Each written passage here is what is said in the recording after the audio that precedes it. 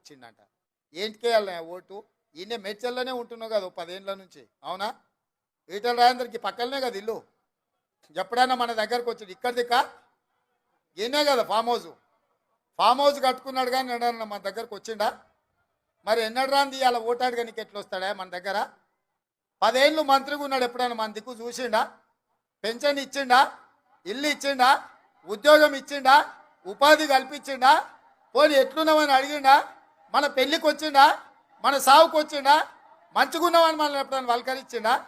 మరి ఏం అడగనోడు ఇవ్వాలి సిగ్గు లేకుండా ఓటు ఎట్లా అడుగుతాడా మన దగ్గర? ఎట్లా అడుగుతాడు చెప్పురి? కాబట్టే మిత్రులారా, ఆయన అనుకున్నట్టున్నాడు, పాలమూరు నుంచి వచ్చిన రేవంత్ రెడ్డిని గెలివనీయలేదా, ఆయనను గెలిపించారు కదా, ఇవాళ నన్ను కూడా గెలిపిస్తారేమని. ఆయనలో నేను ప్రతిపక్షాల నుండి ప్రజలతో కొట్లాను కాబట్టి గెలిపించారు. 10 ఏళ్ళు నువ్వు కేసీఆర్తోనే అధికారంలోనే ఉంటాయి, 2 ఏళ్ళ నుంచి మోడీతోనే అధికారంలోనే ఉంటాయి. బీజేపీ నుంచి నిధులు తెస్తా అని చెప్పిండు ఆయన హుజూరాబాద్. ఒకవేళ నిధులే తెచ్చుంటే హుజూరాబాద్లో ఎందుకు ఓడగొడుతుండ్రు ఈటల రాజేందర్ గారు? నిన్ను ఇవాళ హుజూరాబాద్లో ఓడగొడితే ఈడికి వచ్చి గెలుస్తా నువ్వు ఎట్లా అనుకుంటున్నావు?